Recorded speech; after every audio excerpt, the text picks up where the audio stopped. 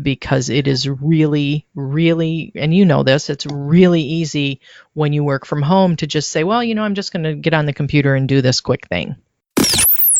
Power to Live More with Joe Dodds. Welcome to the Power to Live More podcast, all about productivity, organisation, well-being, energy and resilience.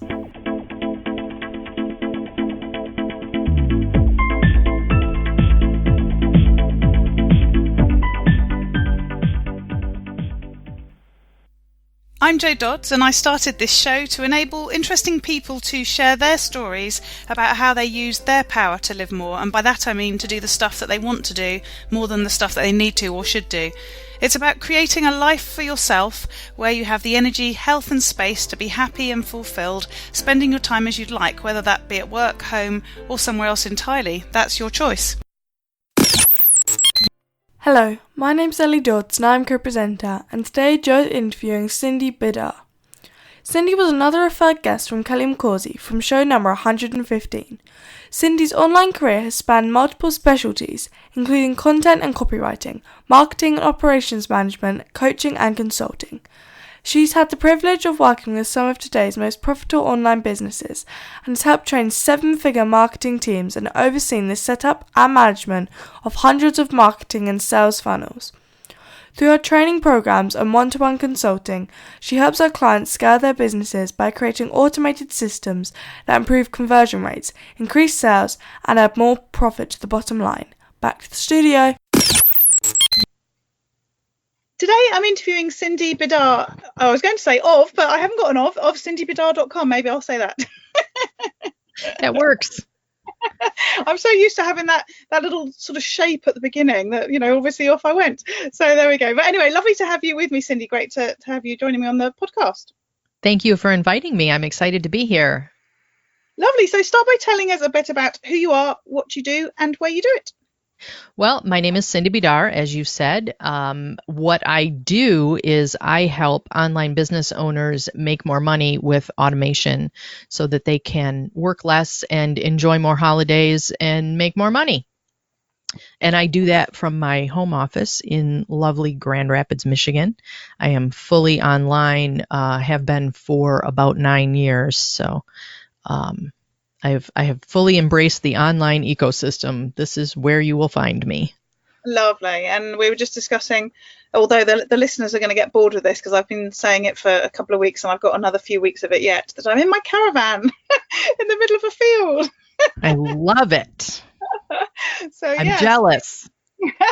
So getting to do the living more that I always say that we should be doing, whilst also running a successful business. So, that's... being congruent with what I teach. Yeah, absolutely. So tell us how you got into doing what you do. I mean, 9 years online is quite a long time. We're still fairly early days on the online side of things. And what you do is, as I say to quite a few of my guests, it's not something that I imagine you grew up wanting to do or planning to do, because it's not sort of a job that we know about when we're at school. So talk us through how you ended up doing what you do. I think that my entire life has been one accidental thing after another that's just ultimately turned out fabulous. And what I do for a living these days is really no different.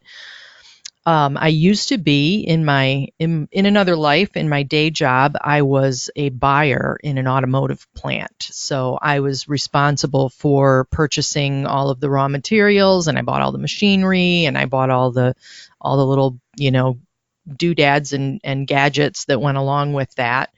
And it was, around about 2008, and the economy was really crappy, and I needed some more money. So I started looking around online to see what I could do to earn a little bit of extra income. And I kind of fell into creating content, and I wrote content for a while for people. I wrote blog posts, and I wrote some sales pages, and I did that for pay for a little while, and I was earning, a little bit of money every month writing for people. And I had a client who came to me and asked me to write him a couple of sales pages, and I did, and he paid me, and he went away, and I didn't hear anything from him for 2 or 3 months after that. And then one day out of the blue, he called me, and he called me while I was at work, and he left me a message, and he said, please call me back when you get a minute. And I called him back, and I have to tell you, I was so nervous calling him back. It speaks to that whole imposter syndrome thing that I think everybody goes through. I was so nervous about calling him back. I thought for sure he was going to tell me that the sales pages that I had written were terrible, and he wanted a complete rewrite, or he wanted a refund. I mean, all of these things going through my head, right? Yeah. And I called him. I worked up the courage to call him back after I got out of work that day. And the first thing he said was, I need an online project manager. How much would you charge me for 20 hours a week? Wow. So I quoted him a rate that was outrageous for me because it was more than I was making at my day job, right? And he said, okay, done. And a couple of months after that, what's that? Not wish you'd gone for higher then when it was I so know, easy. right? So then a couple of months after that, he introduced me to someone else who was also looking for a project manager. And she said, I need 20 hours a week. When can you start? And I was at an event out of town when that happened. And I went home and told my husband, I'm quitting my job. I'm going to work online full time. And he went, you're going to what? What's this about?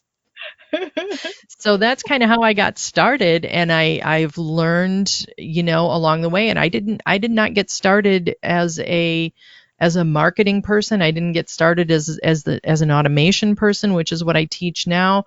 I was a virtual assistant, and I pretty much did anything that anybody asked me to do.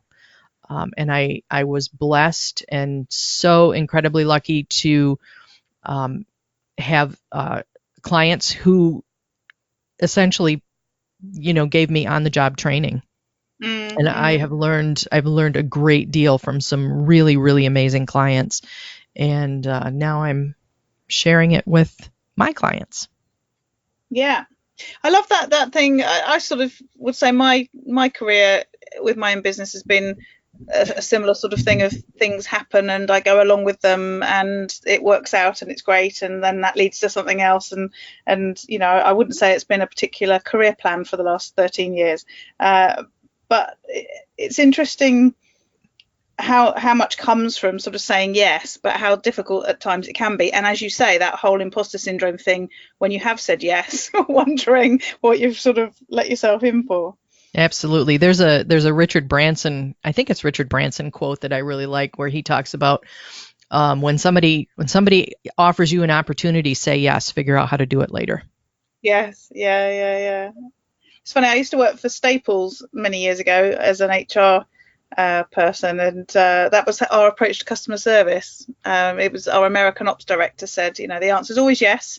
Then you need to just work out how to make it happen. And I think I carried that through just from that experience as well. So yeah, absolutely take those opportunities, because also you never really know where they're going to lead, do you? Right. You never know. You never know when you say yes to, a client who calls you out of the blue that it's going to lead to a podcast interview, 10 years later.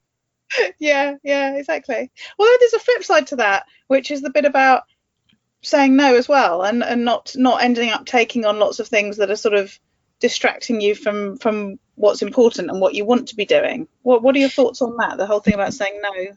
You know what? That is a struggle that I know I have faced in the past. I think a lot of people face it. I hear that maybe it's a woman thing, but I don't know if that's true or not. But in the beginning, when I was first working online, I would take on anything, anything that anybody needed me to do, I was up for. And the result of that is that you work way too many hours, for one thing. Yeah. And you work in doing things that you don't really enjoy or don't really want to do or aren't really good at. But I think we all kind of have to go through that just to find out what we like and what we're good at and what we really want to do, right? So you have to say yes to a lot of things, but once you get it figured out, then it's really important to start saying no to the things that don't serve you well. Yes, yeah, I think that's so true. I think it probably is that whole journey of, as you say, taking on stuff and using that to discern the bits that you want to do and are good at, and then absolutely no to the rest of it. Yeah, exactly. So tell us more about how you got into specializing in automation, because it's something that I talk about and teach to my clients. It's something that I do. It's something people get really excited about, the opportunity, going back to the opportunity thing again, but I don't see people doing it. It takes I think you have to have a certain, your brain has to work a certain way. I happen to be extremely analytical. So I'm really good at troubleshooting. I can look at a process and figure out why it's not working or how to make it work better. And I don't think I think that's a skill that a lot of people don't, necessarily, they're not necessarily born with. I think it's something that can be trained, but it's something that people aren't necessarily born with. And I think that a lot of times people find it boring. Like they want to do the fun stuff. They want to do the Facebook Lives, and they want to do the, they want to speak on stage, and they want to do all of that stuff that seems like it's much more fun, but they don't want to dig in and say, okay, how can I build this email funnel? And partially because they don't understand it, maybe, and partially because it just doesn't sound like any fun. It sounds pretty boring. And to me, that analysis, that looking at the numbers and figuring out the workflow, and that is the stuff that I really enjoy doing. So that's kind of the direction that I veered off in when as I started to get more clients. When I was a virtual assistant, I started to say no to things that weren't that, and I started to say yes to things that were more of that type of work, because that was the work that I really enjoyed. I didn't enjoy so much the writing and the sales copy creation. I enjoyed more the automation and the analysis and the that type of marketing funnel creation.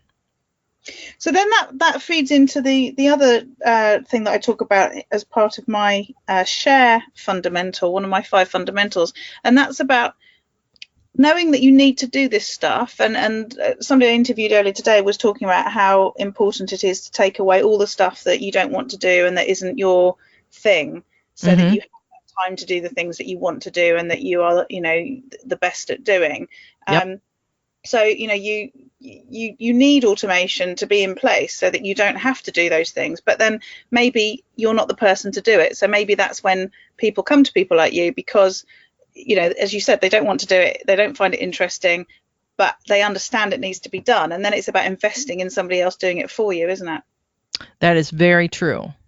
That is very true. Sometimes it's just a matter of understanding that things need to be done, and it is not the best use of our time. I think everybody's probably read the book, The Big Leap, which is all about, working in the tasks that are within your zone of genius and letting other people, do what they're really good at.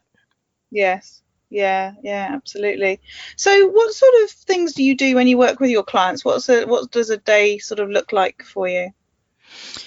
I have just a handful of clients left. I'm actively working my way out of client work and more into group training and courses.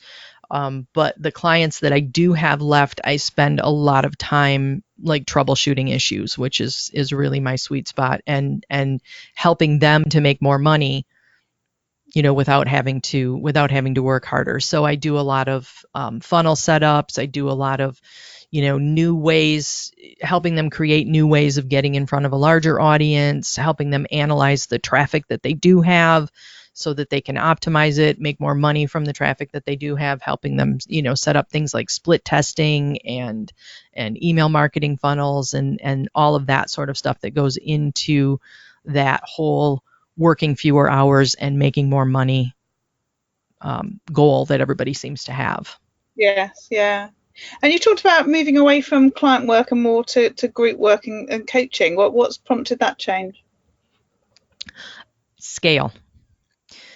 You talked about at the beginning how you're caravanning for several weeks. That's actually one of the things that I want to do, is be able to travel more. And anybody who works with clients on a one-to-one basis knows that when you are not working, you are not earning money. Yeah. So that's a large part of it. Another part of it is just I enjoy the course creation piece. I enjoy the training. I enjoy working with multiple people. I enjoy, connecting with my membership community. So that's a lot of fun for me. And I enjoy it in a lot of ways more than I enjoy that one-to-one work. Yeah, yeah. So as an automation specialist, what tools and apps do you recommend? You can recommend other ones that aren't to do with automation as well. I just thought I'd put you on the spot. So my absolute favorite automation tool is ActiveCampaign, which I think just really rocks the whole email marketing automation space. I think it's best in class. It's super powerful and can do all kinds of amazing things in terms of, segmenting your list and giving people exactly what they need when they need it. And a lot of my work is around email marketing, so ActiveCampaign is at the top of my list for sure. Yeah, and I have somebody else who came on the podcast right near the beginning who also specializes in automation. He's an Infusionsoft person. Is that something that you've avoided, dabbled in? Does ActiveCampaigns do different things, or is it similar? It's just a different company. I use Infusionsoft as well. Okay. I have several clients who use it. Infusionsoft is different from ActiveCampaign in that Infusionsoft also handles the sales process. So it's actually a shopping cart as well as the email marketing piece. Right. For most people, I think Infusionsoft, at least for most people that I work with, most people in my space, Infusionsoft is overkill. Mm-hmm. ActiveCampaign on the email marketing side is every bit as powerful and every bit as good as the Infusionsoft email marketing piece. Right. Okay. Interesting. Thank you. So ActiveCampaign, anything else? I also, on a personal level, love Todoist, which is it's the app that keeps me on track. Did you say you use it too? Yeah. And I've said before on the podcast, it's the one app for managing my to-do list that I have stuck with for years. Everything else I've always swapped and changed around because it's far more interesting reorganizing myself than actually doing the things I need to do. Isn't that true? It is so much more fun reorganizing your to-do list than actually working through it. Yes. That's yeah, me. I totally get that. That's me. Yeah. But yes, Todoist, best, absolute best. I have not ever used, and I've tried a bunch of them. I've tried oh gosh, I can't even think of what the names of them are. And I've tried, organizing my to-do list with Evernote and Google Tasks and, just a bunch of different, I think Remember the Milk is one. I've tried them all. And Todoist is the one that stands out as being the most flexible and the most useful for me. I absolutely love it. I like it because I think it can be so simple for people who just want simple, but also it's so sophisticated with all the labels and filters and so on. And in fact, I actually wonder if that's why it's kept me engaged, because every time I think I need to reorganize, I just add some different labels in and create different filters. Yes. Yeah. So it becomes something completely new. Yes, yeah, absolutely. And that's probably the case, because I do, cut and dice or slice and dice my to-do list in different ways, and I do it in different ways at different times, and it gives me that flexibility to do it. So that's probably why it's kept me there. You could be right. Could be onto something there. Lovely. So let's talk a bit about other people helping you, because we've talked about how people outsource to you or should outsource to people who do automation because that's not necessarily their thing. Do you have people who help you to do the things that aren't your thing?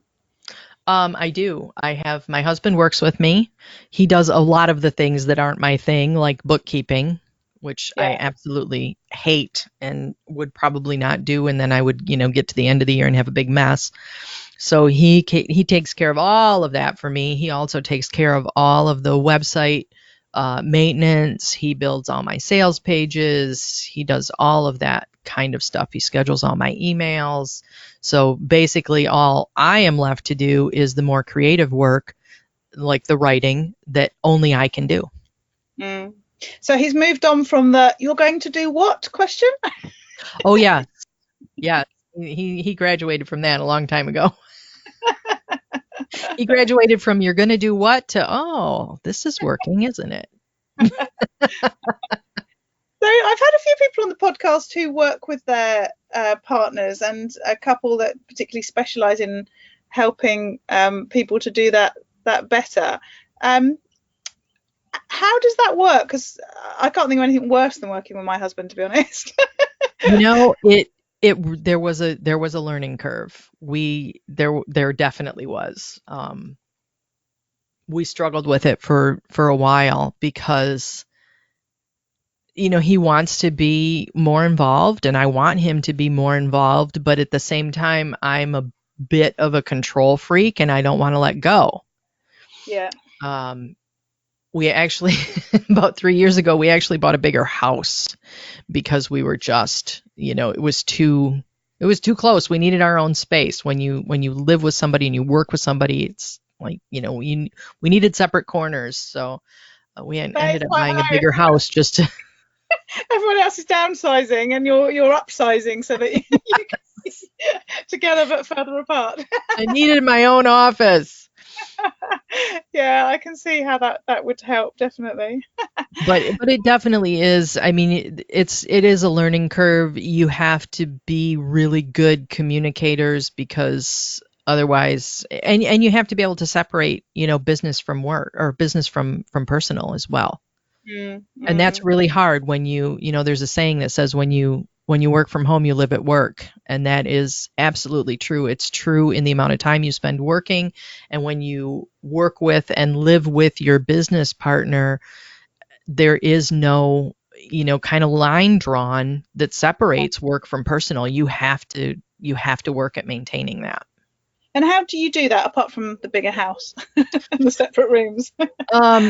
We try to spend time together when we're, like not talking about work and not thinking about work and not, communicating about work.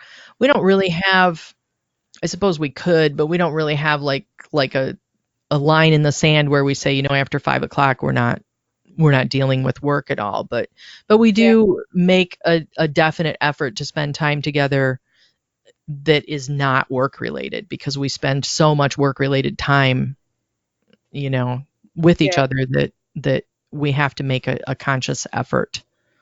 Yes. Yeah. And what about yourself in terms of keeping up your energy for running your own business? How do you look after yourself? Really badly for a long time. Yeah. I was, and I don't think this is unusual. I was super ambitious and I worked 60 or 70 or 80 hours a week for a long, long time. And which was, good because I got my name out there and I had a lot of clients and I made a lot of money, but it's exhausting after a while and it's not sustainable. So now I definitely, I have a schedule and I try and stick to. I don't always make it, but I do try and stick to a schedule. I calendar everything.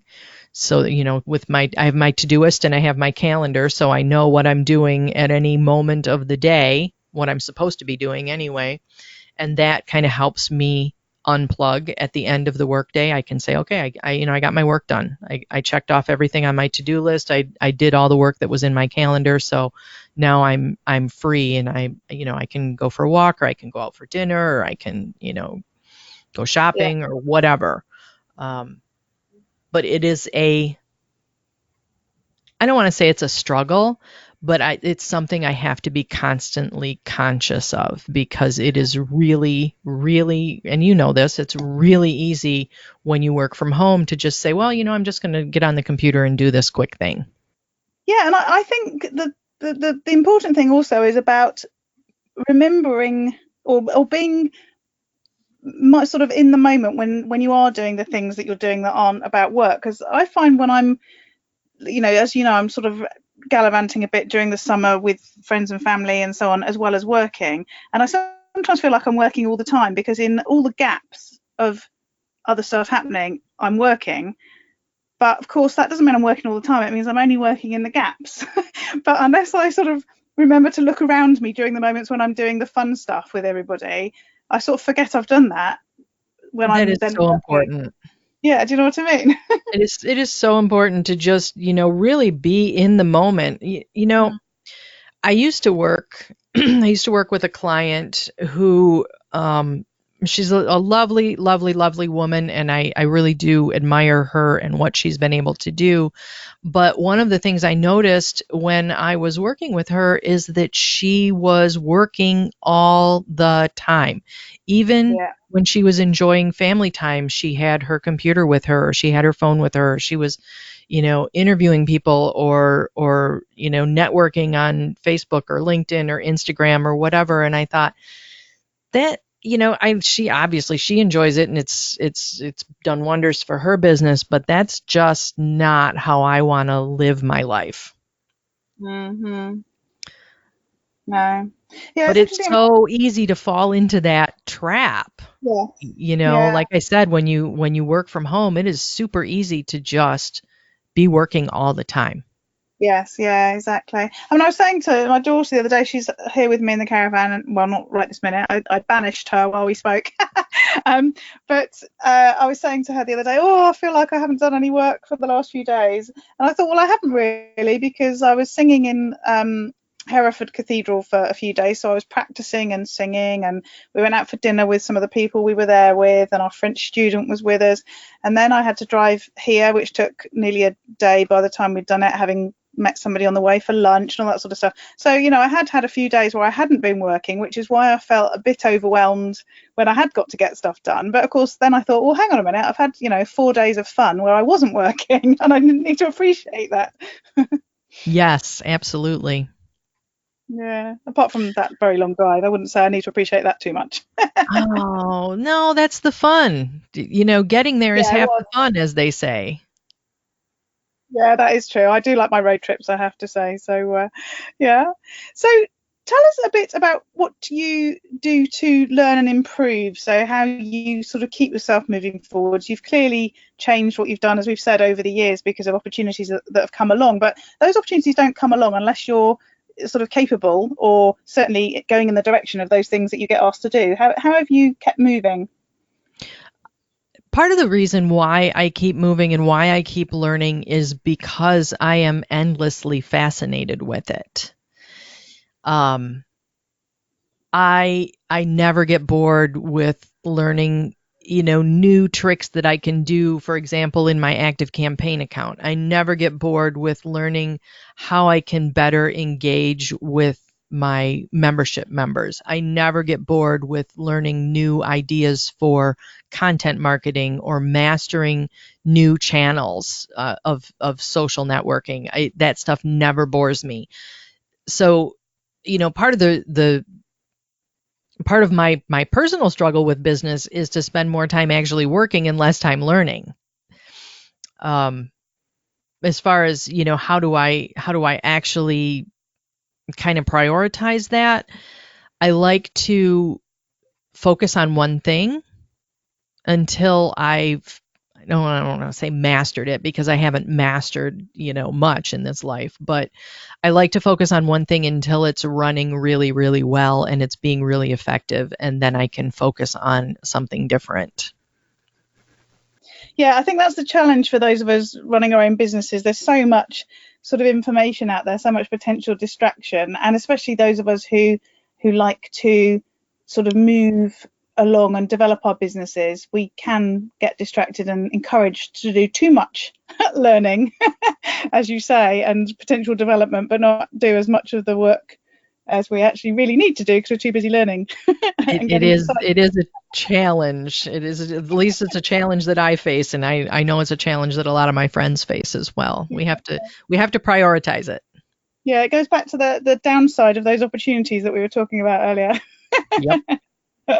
So, last couple of questions. Firstly, what about those days when it goes horribly wrong, when you have an awful day? How do you deal with that? I almost never have an awful day, and maybe that's just my personality type. I mean, I have days that are kind of frustrating, maybe when things don't work as quickly or as well, or I have a technology issue, and some people would say Mercury in retrograde kind of thing. Um, but that's really about as bad as it gets for me. Most days really go very, very well, and I am very, very grateful for that. And even on the days that don't go right, I recognize the fact that I'm not doing brain surgery, and it's okay that things didn't go right, or that that link was broken, or that launch didn't go as well as it could have. Or I sent out a couple of weeks ago, I scheduled an email that was supposed to go out at 9 o'clock at night. It was a last chance email, and I accidentally sent it out at 9 o'clock in the morning. It happens. I'm human. Yeah. The next day is better, and I rarely let that kind of thing really get to me, because it's just, there's so much more important things in the world than some little catastrophe that happened at work. Yeah. And do you know what? I'm never going to get a brain surgeon on this podcast and ask him or her what happens when they have a bad day. I don't think I want to know. Yeah, maybe not. Yeah, that or an airline pilot. Don't want one of those either. Yeah, well, I guess if you have an airline pilot on and they've had a really bad day, maybe they have some insight that people would need to know. Well, and I suppose if they're on and they've had that bad day, it couldn't have been that bad. That's right. Lovely. And so finally, what about those days where you've had the chance to live more? And by that, I mean, get to do more of the things that you want to do and less of the things that you feel you should do or you have to do. What do those days look like for you? Those days look like travel days. I am Uh-huh. I am absolutely in love with traveling. I took a vacation recently, took myself out to Arizona here in the States to see the Grand Canyon, and it was fabulous. And I worked about 30 minutes a day for a week. It was amazing. And sometimes, just short little jaunts. Sometimes, the husband and I will take off for a day and go, see the sights. We have some amazing nature here where I live. We live very close to the beach, and we live very close to the forest, and there's just all kinds of amazing things to see around here. So about once a week in the summer, we take off for the whole day and just, go explore this amazing world that we live in. I did actually say something when we were live in response to Cindy's comments just now, but they got lost in all the audio issues that we had. We had a real challenge in the second half of the show to actually make it work, and Cindy very professionally went on and assumed I was going to ask for her contact details and shared them so that I could then introduce them in the editing process. So here they are, and also thank you to Cindy for her professionalism whilst we were going through our audio challenges. And I was just really relieved that the whole recording had happened, because at one stage we thought that we'd lost everything, we were going to have to start again. So I don't think from most of it you'll have noticed there were some issues, but this is just explaining why I don't say anything in response to her last comment, and then she abruptly goes into sharing her contact details. But there you go. We make these things work. So people can find me at cindybidar.com, and that is CINDYBIDAR.com. And they can also find me on Facebook, and they can find me on Twitter. And any place that you see Cindy Bidar, that's me, because as far as I know, I am the only person in the world with that name, which is kind of amazing. So thank you, Cindy. It's been great interviewing you. Really, really enjoyed it. Thank you. Thank you so much for having me. I enjoyed it as well. All this information is available in the show notes. If you go to the link powertolivemore.com / in this case 125, then you'll find them there. You may remember last week I said that my membership site Power to Live More Calm is finally ready to roll, and it's been quite exciting this week, actually, putting some sort of finishing touches to it and really thinking about how I further develop it moving forwards. But I was also reminded separately this morning, I met a friend in London overnight, and this morning she was meeting a mutual contact of ours, and so I tagged along just to say hello and catch up with that person. And she's actually starting her own business, having left the corporate world, and the three of us were having a discussion about how it is both exciting but also can be quite scary to start out on your own, and you sort of, knowing what to do first and what needs to be done and what's urgent and what isn't quite so urgent. And of course the sort of big looming question really is the whole bit about how will I get my clients and will I get any clients. And it just reminded me of the importance of community when you're working on your own, having people around you who have been there, done that, or are doing it and can help you and support you, and you can sort of bounce ideas off and that sort of thing. And that's exactly what we were doing this morning as part of our catch up. But as I say, it just reminded me that that's such a key part of running your business on your own. It's having those sort of trusted people around you that can provide that sort of support. And it just reminded me of the membership site and how a big part of it is about community and providing that opportunity for people who are working on their own, are working from home, are sort of facing similar challenges and, need people to talk to, but perhaps don't have that sort of easy access and a way of getting that sort of support and help from people like them.